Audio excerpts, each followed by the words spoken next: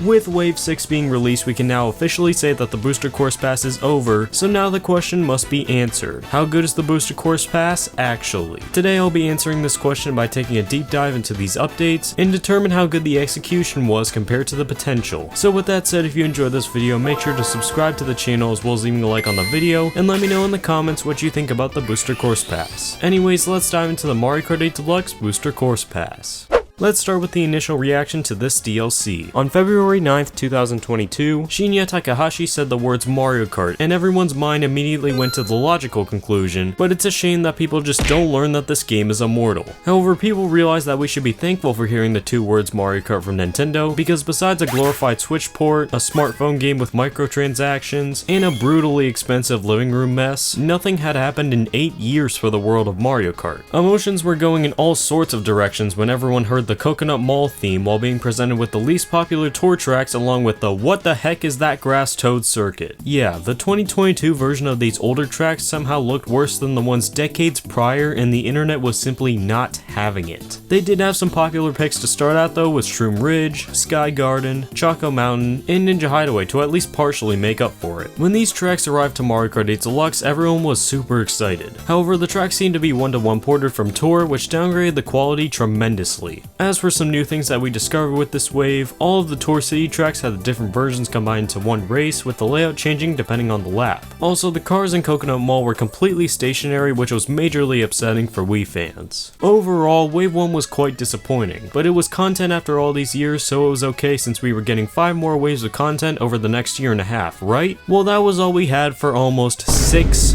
months. Yeah, it felt like such a long time between waves 1 and 2. People were almost thinking that Nintendo forgot about the Booster Course Pass. During this time, prediction videos swarmed the internet, speculating what could possibly be arriving in the future waves. I made a couple myself, which kind of guided my channel into Mario Kart, and it was the first time that I saw a K on view count. But finally, on July 28th, Nintendo revealed the trailer, and it sure didn't disappoint. To start off, we got a brand new track. Totally not a tour track that they want to release for sales purposes. Anyways, along with that, we got legendary courses like Calamari Desert, Mushroom Gorge, Sydney Sprint, Waluigi Pinball, and best of them all, Mario Circuit 3. They also showcased Snowland with no earthquake, and Tour New York Minute to end things off. And all of this was coming in 2 more months. Yay! It seemed like forever, but the day finally came. Wave 2 was here, and it was amazing. The graphics were certainly an improvement from Wave 1. All of the shortcuts for Mushroom Gorge were back, including the gap jump. Snowland got an absolute glow up. Calamari Desert had the nostalgic tunnel added to the actual track route. Waluigi Pinball was Waluigi Pinball, and they even made the cars do donuts in Coconut Mall. It doesn't hit the same as Wii or 7, but it was improvement. It wasn't exactly Christmas yet, in fact it was only August, but spirits were jolly.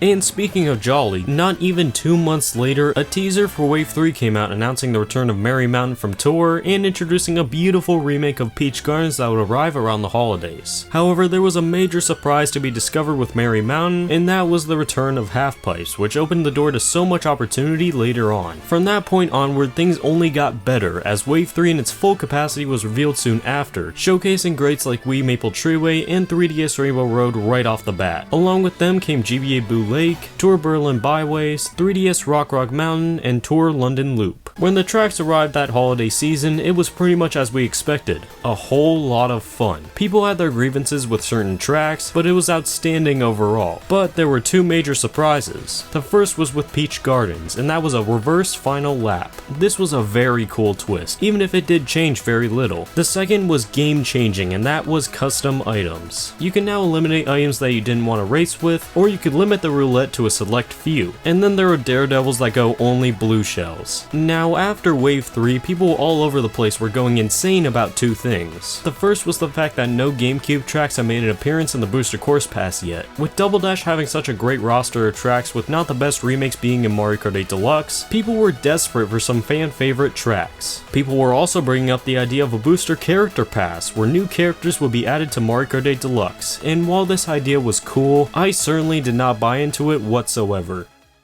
And I was wrong. very wrong. In February of the new year, Wave 4 got a teaser in the direct that day, not only announcing a new Yoshi's Island track themed after the game, but a pink freaking dinosaur. People were going nuts, not because of Birdo. Sorry bud, I appreciate you, but for everyone else, you are no competition for a monkey with shades and a bandana. This led to speculation on which characters would make the cut, and I made the decision to take part on this uncertainty by making a short on which characters I thought would make it. The short did phenomenally, but it was because of a certain desire to get Captain Falcon that it got a lot of flack even though I went 4 for 5 on predictions, but I digress. A few weeks later when the actual trailer got released, things somehow got even better as a GCN track got revealed and it looked gorgeous. Along with Waluigi Stadium, we got DK Summit and Singapore Speedway to give the wave a firm foundation. To round out the wave, tracks like Amsterdam Drift, Bangkok Rush, and GBA Riverside Park were added. But the final track to be revealed was DS Mario Circuit, which if you were an innocent viewer, seemed like an okay pick. But if you were exposed to leaks, which was almost impossible if you were involved in the Mario Kart community, you would know that Mario Circuit was the last DS track of the Booster Course Pass. This meant no Airship Fortress, Luigi's Mansion, Bowser's Castle, or Rainbow Road, which was heartbreaking to say the least. Wave 4 was amazing for the most part and put a lot of effort into the remakes. Waluigi Stadium got new paths for the half pipes, Mario Circuit now has a forest section, Singapore Speedway was amazing, and Yoshi's Island is a certified masterpiece. However, for the negatives, Bangkok Rush got nerfed hard, with the piranha plants for example, and GBA Riverside Park was a track that I was super hyped for, but ended up being a missed opportunity. After Wave 2, it seemed like new waves were coming left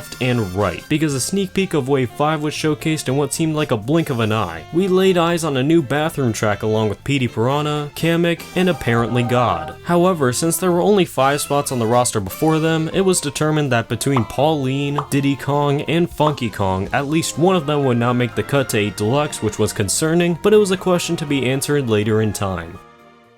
The day was July 6th. I was enjoying a family reunion away from home when I happened to go on my phone to discover that Wave 5 had been announced. Now, a normal person would just enjoy the trailer and forget putting out content that day, but this mad lad right here decided to spend my 2 hours of quiet time recording and editing a reaction video from my phone, which was quite complicated. Anyways, this wave showed major potential with tracks like Koopa Cape, LA Laps, Moonview Highway, Athens Dash, Daisy Cruiser, Sunset Wilds, and Vancouver Velocity. It was looking like it would be the best wave ever. Until it came out, and at least for me, was quite disappointing. Between the downgraded pipe in Koopa Cape, the slow as molasses cars on Moonview Highway, and time being frozen in Sunset Wilds, the wave was only good because of sheer selection and not because of its remakes. Fast forward a couple of months and the character question had been answered. Diddy Kong made the cut, Funky made the cut, and Pauline made the cut. And what the? Yeah, the 2 question marks on the screen wasn't at all what we were getting. Anyways, the track that they revealed was Wee Daisy Circuit, which I was very happy about, but hey, it looked like an improvement at least. And then out of nowhere, Wave 6 in its entirety was announced, revealing the inevitable Wee Rainbow Road, Madrid Drive, DK Mountain, Piranha Plant Cove, Rome Avanti, Rosalina's Ice World, and is that a Bowser's Castle? We finally got a Bowser's Castle remake in 12 years, and when the tracks came to the game, they were amazing, with the best graphics so far, best all-around track quality for the remakes, and a perfect ending to the Booster Course Pass. We also got Mii suits in the game as well, with unlockable animations, which is just the cherry on top. So, to answer the question, what did the DLC do well, and what did it do poorly with? Well, for the remakes, it's leaning more towards the disappointing side. Some tracks got amazing remakes like Calamari Desert, Snowland, Peach Gardens, Waluigi Stadium, and the Rainbow Roads to name a few, but a lot of the selection consisted of demakes for great tracks like Sky Garden, Koopa Cape, Moonview Highway, and Sunset Wilds. To add on, they missed a lot of great tracks that they should have included, like N64 Wario Stadium, GBA Lakeside Park, GCN Wario Coliseum, DS Airship Fortress, Wii Toad's Factory, the 3DS Woohoo Island tracks, and Tour Piranha Plant Pipeline. Despite this though, I think the selection is pretty good regardless. I like that they gave less popular tracks a chance, but the remakes then needed to be a step upward. As for the music, there is no complaints here. A majority of the soundtrack is simply pleasing to listen to, and you can even access the soundtrack in the main menu. In terms of characters besides Peachette, these are all fan favorite characters, so having them all in the game now is incredible. In terms of graphics, graphics, Wave 1 was pretty bad, but besides that, it's pretty good. Now, it isn't like the base game visuals, but the more cartoonic look isn't a bad one in my opinion. So to end off, the Booster Course Pass is amazing and totally worth my money. Obviously, everyone preferred a new Mario Kart game, but when you add so much content to the best Mario Kart game out there according to the general public, then it has to be great and a lot of fun, which it was. But with that said, we are coming up on the 10th year of Mario Kart 8 being the primary Mario Kart engine. Let us please move on and get a new game. Thank you for watching this video, and I will see y'all in the next one. Have a good one.